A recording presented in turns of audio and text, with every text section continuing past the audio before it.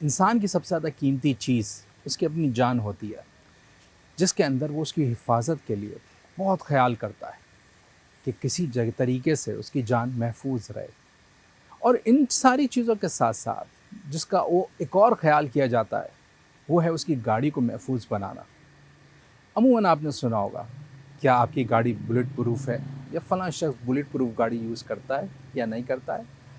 क्या bullet proof word सही है? क्या बुलेट प्रूफ गाड़ियाँ होती हैं, या बुलेट रेजिस्टेंस गाड़ियाँ होती हैं? इन सब की मालूमात जानने के लिए आज हम आपकी मुलाकात करा रहे हैं पाक आर्मरिंग की टीम से, और इनसे जानेंगे समझेंगे कि किस तरीके से कोई भी बुलेट रेजिस्टेंस गाड़ी तैयार होती है, और वो किस तरीके से लोगों की जान को और लोगों की माल को, चीज़ों को महफूज रख सकते में हेल्प करती है। आइए मुलाकात कराते हैं इनकी टीम से और इनसे जानते हैं कि कैसे तरीक़ेकार से एक गाड़ी तैयार है।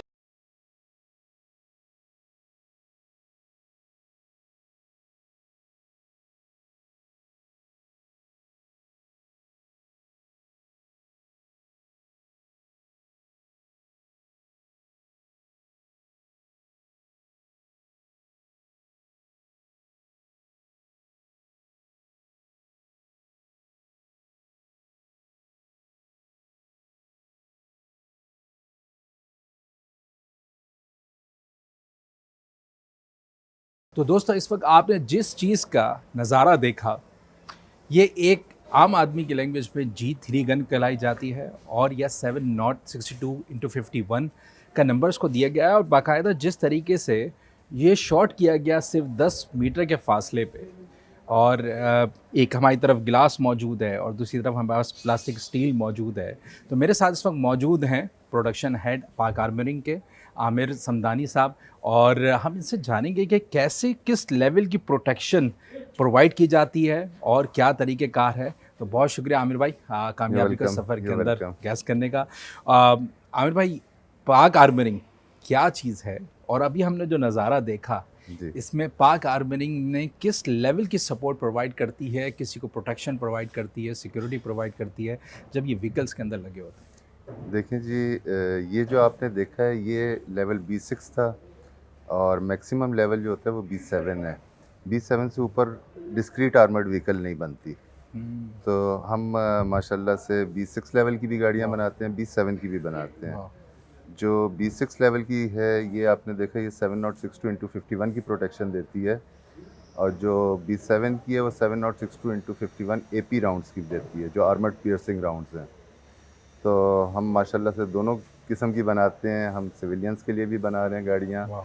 और फोर्सेस के लिए भी बना रहे हैं। APCs भी, डिस्क्रीट आर्मर्ड व्हीकल्स, हर किस्म की गाड़ियाँ बना रहे हैं हम। ज़बरदस्त। 10 मीटर के फासले के ऊपर इसका एक टेस्ट किया गया, जी, और बाकायदा हम यहाँ देख सकते हैं कि ये मिरर को वो पियर्स नहीं कर सका और वो जी, गुज़र नहीं सका। जी। तो क्या ये अगर हम रियल उस सिनेरियोज़ में देखते हैं और लोगों को देखते हैं, जब प्रोटेक्शन के पॉइंट ऑफ व्यू से लोग अपनी गाड़ियों को बाकायदा बुलेट रेजिस्टेंस बनाते हैं और वो उसके अंदर कन्वर्ट करते हैं, तो उसमें क्या होता है लाइफ के अंदर, और क्या चीज़ें आप समझते हैं कि ना ये किस लेवल की प्रोटेक्शन प्रोवाइड कर रही होगी जब कोई अपनी गाड़ी के अंदर लगाता देखें, आपने जो देखा ये भी लाइव ही था। है? ये बिल्कुल सही इसमें बात। कोई वो नहीं था, ऐसे ही। ये लाइव ही था, बिल्कुल ऐसे ही प्रोटेक्शन देती है। वाह। असल में ग्लास टूटेगा, ग्लास तो टूटेगा, ज़ाहिर है 4 ज़बरदस्त। लेयर्स ग्लास की हैं। मगर पेनिट्रेट नहीं करनी चाहिए गोली। बिल्कुल सही। तो इसमें कोई पेनिट्रेशन नहीं है, आपने पीछे की साइड से यस। देखा है इसको। एग्जैक्टली। और रियल लाइफ में हो चुके हैं, हमारी 13-14 गाड़ियों पे अटैक हो चुके हैं, बम ब्लास्ट हो चुके हैं, और अल्लाह का शुक्र है कोई लाइफ नहीं वाह। लॉस हुई, माशाल्लाह। सब सेव हुई हैं। इवन बम ब्लास्ट भी हुए हैं, उसमें भी लाइफ सेव हुई हैं। ज़बरदस्त। और माशाल्लाह से हम पूरी कोशिश करते हैं, क्योंकि हमारा काम ही यही है, सही। और हम अपने प्रोफेशन से बहुत ज़्यादा फेथफुल हैं। बहुत ज़बरदस्त। ये प्लास्टिक स्टील है, ये किस लेवल की प्रोटेक्शन गाड़ियों में कहाँ कहाँ प्रोटेक्शन प्रोवाइड करता है, क्या तरीक़ेकार है, कैसे प्लेस होता है?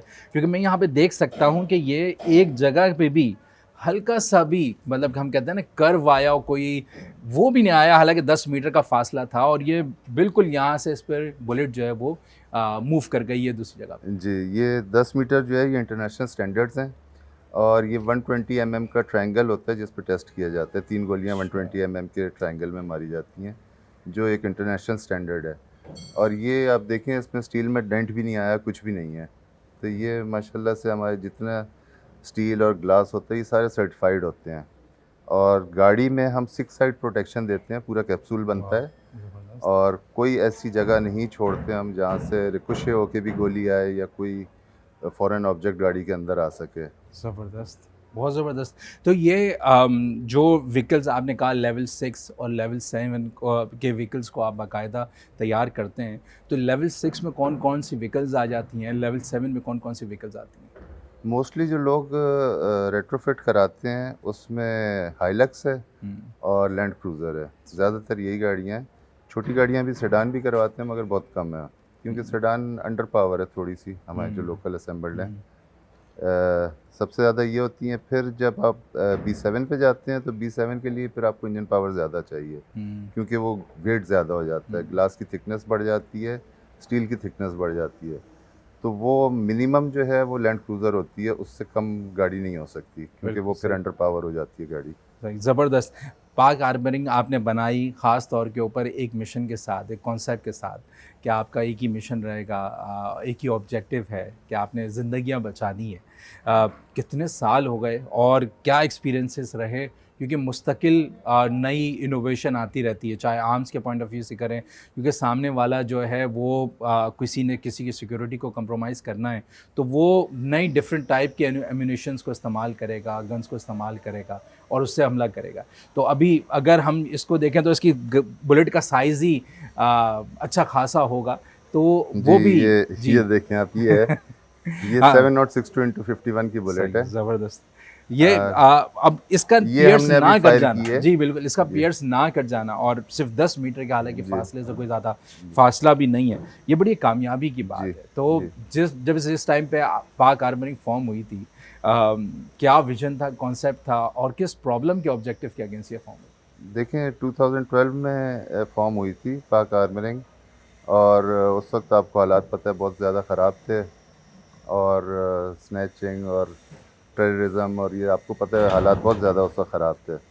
तो हमारा यही एम था कि लोगों को जितनी प्रोटेक्शन दे सकते हैं हम, वो हम दें, और माशाल्लाह से हमें उसमें बहुत कामयाबी हुई है। 12 साल का सफ़र है हमारा और ज़बरदस्त। बहुत कामयाब सफ़र है। बहुत ज़बरदस्त। तो ये अमूमन ऐसा होता है कि जब हम भी पाकिस्तान के अंदर, कराची के अंदर देखते हैं, तो लॉ एंड ऑर्डर की सिचुएशन ख़राब होती है, कोई प्रॉब्लम आती है, तो सबसे ज़्यादा जो बड़ी लेवल की एलीट क्लास होती है, या हम कह लें डिग्नेटरीज़ होते हैं, या हम कह लें कि वीआईपीज़ होते हैं, उनको सबसे ज़्यादा थ्रेट्स मिलते हैं कि उनके साथ ये हो जाएगा। तो जब लोग आपकी तरफ आते हैं और तो कॉमन रिक्वेस्ट क्या आती है, जो लोग अपनी व्हीकल्स को लेके आते हैं, कहते हैं कि यार हमें ये वाली चीज़ की प्रोटेक्शन चाहिए। देखिए यहाँ पे अनफॉर्चुनेटली हमारे मुल्क में बड़े वेपन्स बहुत आम हैं, ऑटोमेटिक वेपन्स आम हैं। कोई एक गार्ड भी होता है तो उसके हाथ में क्लैशनकोफ तो मिनिमम होती है। तो फिर ज़ाहिर है, फिर जब वेपन इतना आम होता है तो फिर थ्रेट लेवल भी आपका हाई हो जाता है। तो उस हिसाब से थ्रेट लेवल हाई है। हमारी मिनिमम जो रिक्वायरमेंट यहाँ पे है वो B6 लेवल है। स्ट्रीट क्राइम्स में भी वेपन ऑटोमेटिक यूज़ होते हैं। लोगों के कम से कम ये होता है कि स्ट्रीट क्राइम में, किडनैपिंग में उससे वो बचें। कराची में ये थ्रेट्स बहुत ज़्यादा हैं, तो उसके लिए लोगों को B6 लोग गाड़ियाँ बनवाते हैं। बिल्कुल ऐसा ही है। आपने हमने सब ने एक चीज़ को ज़्यादा देखा होगा कि कई ऐसे लोग हैं जो बड़े कीमती लोग हैं, इसके अंदर अपनी जी, बिल्कुल। जान को खो गए, जी, और जिनकी जो गाड़ियां हैं वो बुलेट रेजिस्टेंस व्हीकल नहीं थी और कन्वर्ट नहीं हुई थी, वो अपनी जान को खो गए और वो गलतियां वो कर गए और जो वो नहीं हो सकता। तो लोगों की अमूमन एक मिथ कही जाती है कि यार कहने को बुलेट रेजिस्टेंस है, लेकिन हालांकि हमने जो अभी यहाँ देखा वो बड़ा बिल्कुल एक लाइव एक ऐसा था कि जिसमें वो कोई चीज़ पियर्स नहीं कर रही। तो अमूमन ऐसी मिथ कब आती है, ऐसा आपको चैलेंज करने का सामना आता होगा कि भाई नहीं यार ऐसा तो हो ही नहीं सकता कि कोई बुलेट रेजिस्टेंस इतनी आसानी से बना दी जाए गाड़ी। देखें लोगों में जो एक मिसकंसेप्शन है ना, वो ये है कि ये बुलेट प्रूफ है।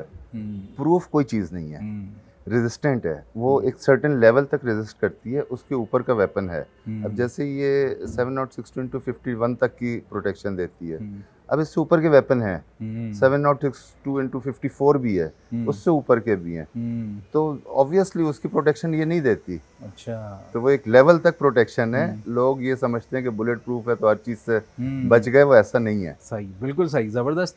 तो हम ये देख सकते हैं आगे चल के कि हमारे यहाँ डेवलपमेंट कैसे होती है और किस तरीके से व्हीकल तैयार की जाती है बिल्कुल बिल्कुल और वो किस लेवल पे प्रोटेक्शन प्रोवाइड कर रही है। बिल्कुल सही बिल्कुल। है। तो दोस्तों हम लोग जाएंगे एक ब्रेक पे और इस ब्रेक के बाद हम आपको एक विज़िट कराएंगे कि किस तरीके से पूरी एक बुलेट रेजिस्टेंस व्हीकल तैयार होती है और उसका तरीक़ेकार क्या है और क्या क्या चीज़ें उसके अंदर इस्तेमाल होती हैं। तो जाइएगा नहीं, मुलाकात हो रही है एक ब्रेक के बाद और हम जानते हैं कि कैसे ये गाड़ियाँ तैयार होती हैं।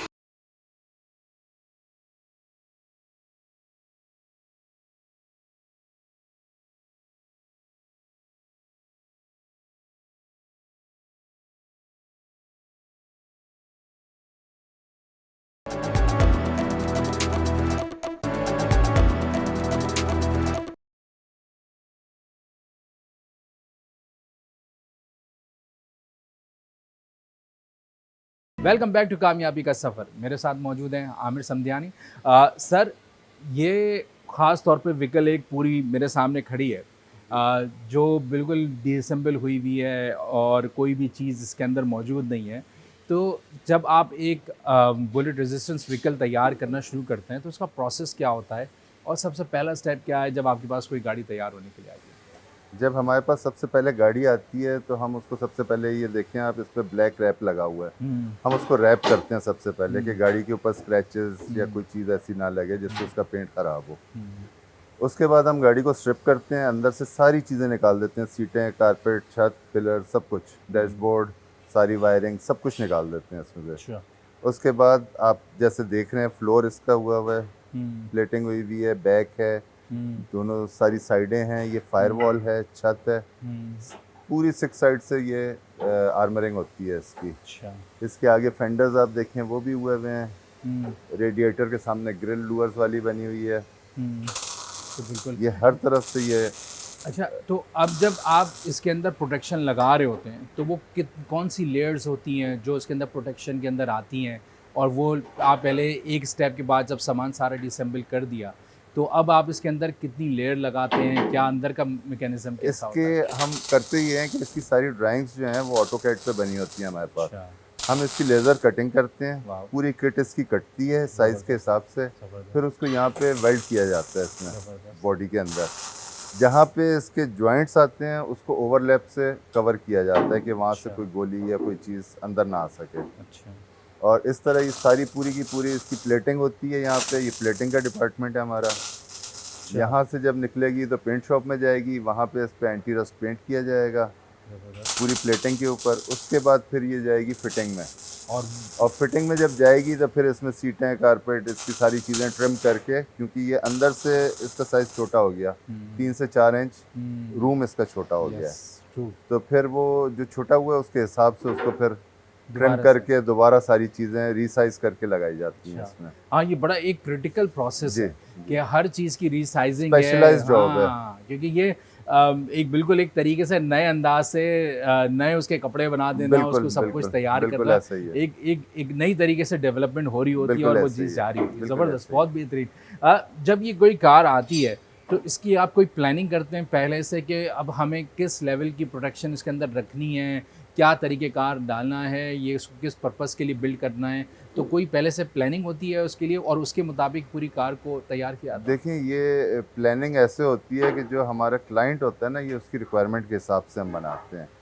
अब फॉर इंस्टेंस ये लेवल B6 की गाड़ी है, अगर क्लाइंट आके B7 कहेगा ना कि मुझे हाइलक्स B7 कर दें, वो नहीं हो सकती, वो हम एक्सक्यूज़ कर लेते हैं, सही है। क्योंकि अंडर पावर हो जाएगी गाड़ी, वेट ज़्यादा हो जाएगा, अच्छा, इंजन पावर कम हो जाएगी। सही तो है, हम वो रेशो के हिसाब से उसको बताते हैं कि आपको इस लेवल के लिए ये गाड़ी सूटेबल रहेगी। सही है। तो B6 और B7 में मटेरियल का क्या फ़र्क आता है? मटेरियल का फ़र्क ये है कि इसमें स्टील जो है वो 6.5 mm यूज़ होता है B6 अच्छा। में, B7 में 10 mm है, 10 mm, तो वो थिकनेस जो है वो ऑलमोस्ट डबल हो जाती है। सही, फिर ग्लास की थिकनेस में फ़र्क आ जाता है, तो अच्छा। उसकी वजह से वेट में फ़र्क आ जाता है। सही है। और उसमें ग्लास कौन सा है B6 के अंदर और B7 में? जो हम B6 में यूज़ करते हैं वो 45 mm है, अच्छा। 42 से 45 mm तक यूज़ करते हैं, और फिर जो B7 में है वो 55 से 65 mm तक यूज़ वाह, करते हैं। ज़बरदस्त ज़बरदस्त। तो इसका मतलब है कि जैसी गाड़ी है उसके हिसाब से वो पूरी प्रोटेक्शन प्रोवाइड बिल्कुल, की जाएगी। बिल्कुल, बिल्कुल सही। बिल्कुल। तो जब आप ये चीज़ असेंबल कर देते हैं तो इसका कोई टेस्ट भी किया जाता है कि ये सही तरीके से हमने इसको सिक्योर कर लिया है, क्या कर लिया, तो इसका कोई टेस्ट भी होता है बाकायदा? देखिए बहुत सारे टेस्ट होते हैं, जैसे स्टील का टेस्ट है, तो हाँ। जब हम इंपोर्ट करते हैं स्टील, हुँ, उस वक्त हम उसमें से रैंडम सैंपल्स लेके उसको टेस्ट करते हैं। अच्छा। ग्लास है उसको भी टेस्ट किया जाता है इसी तरह। हुँ, फिर हमारे पास जो मैन्युफैक्चरर है उसकी टेस्ट रिपोर्ट्स और वो वाह, सारे सर्टिफिकेट्स होते हैं उसके, ज़बरदस्त, जो इंटरनेशनल सर्टिफिकेट्स होते हैं। ज़बरदस्त। गाड़ी जब असेंबल होती है उसके बाद उसके रोड टेस्ट, उसके वाटर टेस्ट, उसके हर किस्म के टेस्ट करते हैं वाह! कि वो रोड वर्दी है, किसी किस्म के स्वेज नहीं है, कोई उसमें नॉइज़ेज़ नहीं है, क्रैकिंग नॉइज़ेज़ नहीं है, कोई रैटलिंग नहीं है, कोई चीज़ नहीं है। हर किस्म के टेस्ट करके फिर हम कस्टमर को डिलीवर करते हैं। अगर हम किसी भी चीज़ से उसकी सेटिस्फाई नहीं है तो हम खोल के दोबारा उसको रेक्टिफाई करते हैं और फिर हम उसको। ज़बरदस्त, बेहतरीन। तो एक हम आगे चल रहे हैं और चलने के बाद देखते हैं कि किस तरीके से जब कोई गाड़ी तैयार हो जाती है तो वो किस शेप में दिखती है और उसका कैसा आउटलुक नज़र आता है। आइए देखते हैं किसी भी एक रेडीमेड कार को और उसके अंदर उसकी डेवलपमेंट कैसे हुई है। आइए।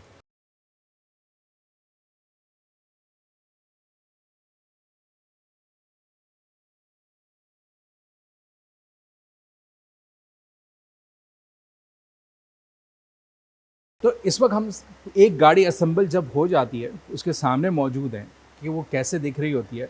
सर इसके अंदर जब हमने उसको देखा कि आपने पूरा डिसम्बल किया, अंदर से इसको मुख्तलिफ़ तरीक़ों से इसकी सिक्योरिटी और लेयरिंग कर दी, तो अब हम इस नेक्स्ट सेगमेंट के ऊपर हम देख रहे हैं कि इसमें ग्लास वगैरह लगा हुआ है, तो ये कैसा स्टेप होता है, क्या कहलाता है ये? ये हम इसको फिटिंग कर रहे हैं वापस इसकी। अब इसका रूम हो गया है अंदर से 3 से 4 इंच छोटा, तो सारी चीज़ें कटिंग करके रीसाइज़ करके उसमें फ़िट की जाती हैं। अब ये जैसे आप देखें इसमें, तो ये पिलर आ गए यहाँ पे। अच्छा। इसकी अपहोल्स्ट्री हम करते हैं जेन्युइन लेदर से करते हैं।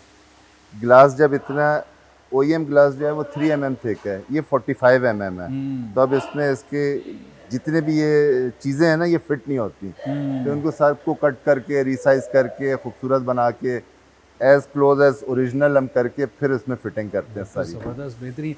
तो क्या ये ग्लास के अंदर कोई डिफरेंट वेरिएशन होती है कि हम ये समझते हो कि भाई ग्लास कौन सा होना चाहिए, कब का बना हुआ होना चाहिए, क्या क्यों ये ऐसी वेरिएशन भी होती है? देखें ग्लास जो है जितना फ्रेश होगा उतना अच्छा है, क्योंकि अच्छा। ग्लास की अपनी एक शेल्फ लाइफ है। हम्म, इसमें जो अंदर सबसे लेयर है वो पॉलीकार्बोनेट की है, alright, और पॉलीकार्बोनेट जो है वो वक्त के साथ साथ ख़राब हो जाता है। alright, तो 2 इयर्स इसकी शेल्फ लाइफ है, और जितना फ्रेश होगा उतनी आप कस्टमर को वारंटी दे सकेंगे। alright, हम यूजुअली 2 इयर्स की वारंटी देते हैं, वर्कमैनशिप की, ग्लासेस की, सब चीज़ों की। ठीक है।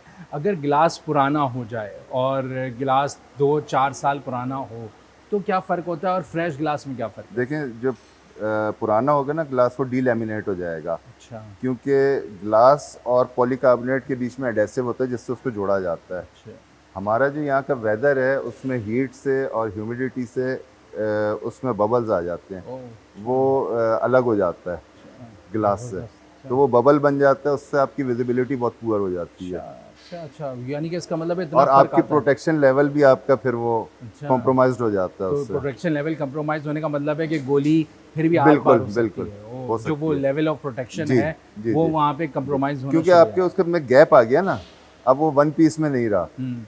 तो वो फिर आपको कॉम्प्रोमाइज़ हो जाती है सही आपकी है, प्रोटेक्शन। ज़बरदस्त, बेहतरीन। आपने ये प्रोटेक्शन की बात की कि ग्लास भी लग जाता है, दरवाज़ों को भी आपने प्रोटेक्ट कर लिया, तमाम डोर्स प्रोटेक्ट हो गए, फ्रंट साइड भी प्रोटेक्ट हो गई है, इसकी भी। लेकिन यूजुअली जब कोई फायरिंग होती है, कोई कोई ना कोई सिचुएशन ऐसी क्रिएट होती है, तो सबसे पहले कंप्रोमाइज़ ना टायर्स होते हैं, तो टायर बस्ट हो जाते हैं। तो इस सिनेरियो के अंदर क्या होता है कि वो क्योंकि गाड़ी तो फिर वहाँ पे स्टक हो जाती है। बिल्कुल आप सही कह रहे हैं। टायर जब आपका बस्ट हो जाता है और वो डिफ्लेट हो जाता है, तो फिर इसके अंदर हमारे होते हैं रन फ्लैट इंसर्ट्स, हाँ, जो आपके रिम के ऊपर लगे होते हैं टायर के नीचे। ये आप देख सकते हैं, ये लगता अच्छा, है, और ये आपका अगर डिफ्लेट हो जाता है टायर तो फिर ये आपको 50 किलोमीटर की स्पीड में ओह 40 से 50 किलोमीटर दूर तक ले जाता है। जबरदस्त। तो आपका जो थ्रेट एरिया है उससे आप बाहर निकल जाते हैं। अच्छा, आप अगर 4 5 6 8 10 किलोमीटर निकल जाते हैं तो आप अपने सेफ हो उस जाते सिचुएशन से हैं, उस निकल जाते सिचुएशन से आप निकल जाते बिल्कुल हैं। सही, ज़बरदस्त, बेहतरीन। तो बड़ी एक इंटरेस्टिंग सी चीज़ है कि एक बुलेट रेजिस्टेंट व्हीकल तैयार कैसे हो रही है।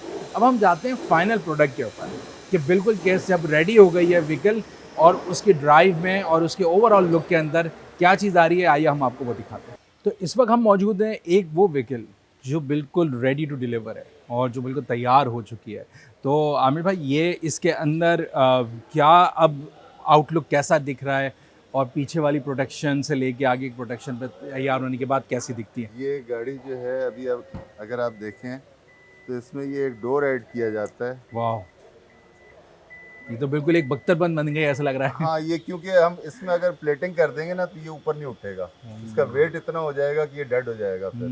तो इसके लिए हम अंदर एक डोर बनाते हैं, जो लॉक वाला डोर होता है, ऐसे ही खुल जाता है।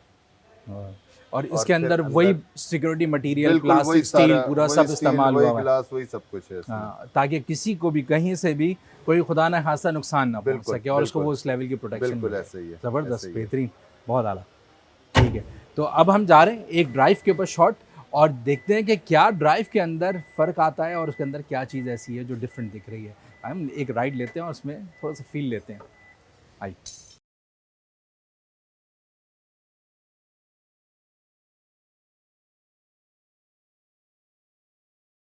तो इस वक्त हम ड्राइव पे मौजूद हैं और ड्राइव पे हम निकले हैं और देख रहे हैं कि गाड़ी के अंदर क्या फ़र्क आता है जब बहुत ज़्यादा वेट इंक्रीज़ हो जाता है। तो आमिर भाई इसमें क्या सस्पेंशन के ऊपर कोई इम्पैक्ट पड़ता है और वही सस्पेंशन रखना पड़ता है या उसके अंदर भी मॉडिफिकेशन की नहीं, जाती है? ये इसके लिए स्पेशलाइज सस्पेंशन आता है जो आर्मर्ड व्हीकल्स के लिए होता है और उसके वेट के हिसाब से होता है। मतलब B6 लेवल की गाड़ी का अलग होता है और B7 की वेट के लिए अलग होता है। ज़बरदस्त। तो वो हम चेंज करते हैं उसको। और ब्रेक्स भी इसकी चेंज होती हैं, मॉडिफाइड ब्रेक्स आती हैं इनकी आर्मर्ड व्हीकल्स की, क्योंकि वेट ज़्यादा है तो फिर उसकी ब्रेकिंग भी उतनी ही अच्छी होनी चाहिए। ज़बरदस्त। तब और वैसे ड्राइव करने के अंदर बहुत ज़्यादा फ़र्क आता है जब पूरी तैयार हो जाती है या ओवरऑल स्मूथनेस के पॉइंट ऑफ व्यू से ऐसी रहती है? देखें, नॉइज़ डैम्पिंग बहुत अच्छी हो जाती है क्योंकि ज़ाहिर है वो ग्लास मोटा है, फिर स्टील बीच में आ जाता है तो आपको रोड नॉइज़ बहुत कम हो जाता है उसमें। अभी आपको फील हो रहा होगा कि बहुत साइलेंट है गाड़ी। जी, वो को आवाज़ ही नहीं आ रही। बिल्कुल बाहर की रोड की कोई आवाज़ नहीं सही आती। बात है। उसमें बहुत सारे एडवांटेजेस भी हैं, थोड़े से डिसएडवांटेजेस भी हैं कि वेट ज़्यादा है तो आपकी ब्रेकिंग नॉर्मल गाड़ी से थोड़ी सी ज़्यादा आगे जाके रुकती है गाड़ी, तो वो यूज्ड टू हो जाते हैं आप।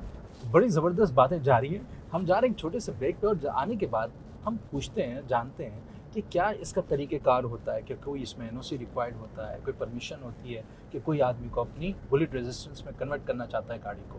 तो जाइए कि नहीं, मुलाकात हो रही है ब्रेक के बाद।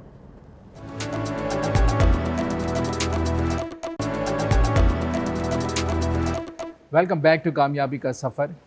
सर, जाने से पहले आपने जिस तरीके से बताया कि हम कोई भी बुलेट रेजिस्टेंस व्हीकल तैयार होती है उसका तरीक़ेकार क्या होता है, तो क्या इसके लिए कोई ऑफिशियल परमिशन लेनी पड़ती है, इजाज़त लेनी पड़ती है या कोई भी किसी भी तरीके से इसको तैयार कर सकता है? नहीं, इसके लिए जो एंड यूज़र है उसको मिनिस्ट्री ऑफ इंटीरियर से अच्छा। बाकायदा एनओसी लेनी पड़ती है। वो आप एप्लीकेशन देते हैं, वो आपको उसकी एनओसी देंगे, फिर हम जब आप हमें प्रोवाइड करेंगे एनओसी तो हम रेट्रोफिट करेंगे आपकी गाड़ी, अच्छा, वरना हम नहीं करेंगे। अच्छा, ज़बरदस्त। यानी कि इसका मतलब है ये बाकायदा रेगुलेशंस को बिल्कुल, फॉलो किया जाता है और बिल्कुल, चीज़ों के अंदर, बिल्कुल। और उसमें यूजुअली कितना टाइम लगता है इस पूरे ये- प्रोसेस के अंदर? ये तो वो 15 दिन से लेके और 1 साल भी लग सकता है। तो ये तो डिपेंडिंग ऑन उनके- द क्लियरेंस। हाँ, उनकी जो क्लियरेंस है, आपकी सिक्योरिटी क्लियरेंस होती है तो फिर आपको इशू होती है। सही। फिर वो शायद उनका ये भी क्राइटेरिया है कि आपको कितनी ज़रूरत है हम्म, और आपका यूज़ उसका क्या है। तो मेरा ख्याल है उनकी ये भी रिक्वायरमेंट है। सही है। तो उनका एक प्रोसीजर है, उसके बाद आपको मिलती है एनओसी। ठीक। जब गवर्नमेंट के अंदर प्राइसेस बढ़ती हैं, चीज़ें बढ़ती हैं, तो उसका इम्पैक्ट जो ये काम करवा रहा होता है उस पर क्या आता है? या डॉलर रेट बढ़ता है तो कोई इम्पैक्ट इस वाली साइड के ऊपर भी आता है जब इकोनॉमी हिट लगती है, क्राइसिस आता है? देखें, जितने इसमें पार्ट्स यूज़ होते हैं ना, सारे इम्पोर्टेड हैं। अच्छा। लोकल तो मुश्किल से 5% है। अच्छा। बाकी 95% चीज़ें जो है वो इम्पोर्टेड हैं। तो इंटरनेशनली उसकी प्राइसेस डॉलर में तो सेम है, मगर जब हमारा रुपया डिवैल्यू होता है तो ऑब्वियसली उसका राइट, इम्पैक्ट बिल्कुल आता ऐसा है। ही है, वो ऊपर चली जाती तो है। वो उसकी वजह से ऊपर चली जाती हैं, फिर ड्यूटीज़ उस पे ज़्यादा हो जाती हैं, हम्म, क्योंकि आपकी जो इनवॉइस वैल्यू है उसी पे ड्यूटी लगती है। बिल्कुल तो सही। वो उस वजह से फिर वो इम्पैक्ट तो बहुत ह्यूज आ जाता है। एग्जैक्टली ऐसा ही है। बीच में क्राइसिस आ जाता है कि गवर्नमेंट एलसी बंद कर देती है या फिर ओवरऑल इंपोर्ट बंद हो जाती है। तो उस टाइम पे सॉल्यूशंस कैसे निकलते हैं, ये तो बड़ा एक टफ टाइम होता होगा अगर एक प्रॉपर कंसिस्टेंसी ना रहे रेगुलेशंस के अंदर। बिल्कुल है, उसका बहुत इम्पैक्ट आता है। और जैसे अभी डॉलर का प्रॉब्लम हुआ था और इंपोर्ट्स जो हैं वो ऑलमोस्ट बंद कर दी थी, तो हम्म, फिर वो बहुत लिमिटेड हो गया था। हम्म, ज़ाहिर है फिर लोगों की ज़रूरत ऐसी है, जो लॉ एंड ऑर्डर सिचुएशन है वो ऐसी है, आपने देखा अभी जो हकीकत है। अटैक्स हो रहे हैं। और तो मजबूरी भी है लोगों की कि ये लेना है, फॉरेनर्स की स्पेशली यस। जो एसओपीज़ आए हैं उसके हिसाब से फॉरेनर्स को यूज़ करनी है, तो वो भी एक मजबूरी है कि गाड़ियाँ भी बननी है। एग्जैक्टली ऐसा ही है। तो थोड़ा बहुत रिलीफ देती है गवर्नमेंट बिल्कुल। इंपोर्ट के हवाले से। और हमारे यहाँ इंटरनेशनल डिग्निटीज़ बहुत ज़्यादा आते हैं, ख़ास तौर पे चाइनीज़ नेशनल्स की हम बात करते हैं। आप क्या समझते हैं कि इनकी सिक्योरिटी के लिए क्या मैकेनिज़्म होना चाहिए कि वो उनको सिक्योर भी रखा जा सके, उनकी ट्रैवलिंग के अंदर आसान हो? तो उस पॉइंट ऑफ व्यू से हमें क्या तरीक़ेकार हो जो भी फ़ॉरेनर्स आ रहे हैं, ताकि हम हमारी अपनी एक रिस्पेक्ट भी रहे, फेस भी अच्छा रहे, उसमें हम सिक्योर भी रह सकें? देखें अभी जो फॉरेनर्स हैं उसके एसओपी के हवाले से ये है कि कोई भी फॉरेनर, चाहे वो चाइनीज़ हो चाहे कहीं और का हो, कहीं का भी नेशनल हो, वो मूव नहीं कर सकता बगैर आर्मर्ड व्हीकल के। अच्छा। तो गवर्नमेंट को चाहिए कि उस हिसाब से पॉलिसीज़ बनाए कि ऑब्वियसली अगर कोई आ रहा है, कोई एक हफ्ते के विजिट के लिए आ रहा है, तो गाड़ी तो नहीं बनवाएगा ना। हुँ, तो उसने अल्टीमेटली या तो रेंट पे लेनी है, या कहीं से किसी से उधार मांगनी है, या किसी सही जानने बात वाले है। से लेनी है। बिल्कुल ऐसा ही है। तो उसकी कोई पॉलिसी होनी चाहिए। उसकी एज सच कोई पॉलिसी है नहीं, हुँ, मेरे नॉलेज में नहीं है कि ऐसी कोई पॉलिसी हो। एक एसओपी बन गया है, उसके लिए फिर उनको फैसिलिटेट भी करना चाहिए। सही बात है। अब फॉरेनर्स आएंगे, जाहिर है काम भी करेंगे यहाँ पे, उनको थ्रेट लेवल्स भी हैं। तो ऐसा ही है। उनको फैसिलिटेट करने के लिए कोई ऐसी इजी पॉलिसी होनी चाहिए कि उनको या तो एनओसी मिले अगर परमानेंट वो रह रहे हैं, हुँ, या फिर उनको टेम्परेरी बेस पे अगर गाड़ी चाहिए तो उसके लिए कोई सलूशन होना चाहिए कि उनको अवेलेबल हो सके। बिल्कुल सही। अ, आखिर में लास्ट में कोई मैसेज आप समझते हो कि गवर्नमेंट के पॉइंट ऑफ व्यू से, ताकि लोगों की सिक्योरिटी और उनकी सेफ्टी को मद्देनज़र रखते हुए इस प्रोसेस को आसान बना सकते हों, चीज़ें हो सकती हों, तो समझते हैं कि कोई गवर्नमेंट को कुछ इकदाम ऐसे करने चाहिए, क्योंकि लाइफ तो सबसे ज़्यादा इंपॉर्टेंट चीज़ है किसी भी शख्स के लिए या इदारों के लिए भी इवन, क्योंकि उनके सरबराहान और उनके लोग जो हैं उनको महफूज रखना बहुत ज़रूरी हो जाता है। बिल्कुल आप सही कह रहे हैं। अनफॉर्चुनेटली हम जिस दुनिया के जिस रीजन में रहते हैं ना, ये इसके थ्रेट लेवल्स बहुत हाई हैं इस हुँ, रीजन के। कुछ अफ़गान वॉर की वजह से हैं, कुछ वैसे पॉलिसीज़ की वजह से हैं बहुत ज़्यादा हाई। अब उसमें बहुत सारे लोग ऐसे हैं जो जिनको जेन्युइनली चाहिए होती है गाड़ी, मगर वो अनफॉर्चुनेटली किसी ना किसी रीज़न की वजह से उनकी एनओसी डिनाई हो जाती है। या थोड़ा सा रिलैक्स करना चाहिए एनओसी की पॉलिसी को, ताकि लोगों को एक सिक्योरिटी के लिए ये गाड़ी यूज़ होती है ना, सही तो उसको बात है। सिक्योरिटी तो हर एक का हक है, हुँ, बुनियादी हक है।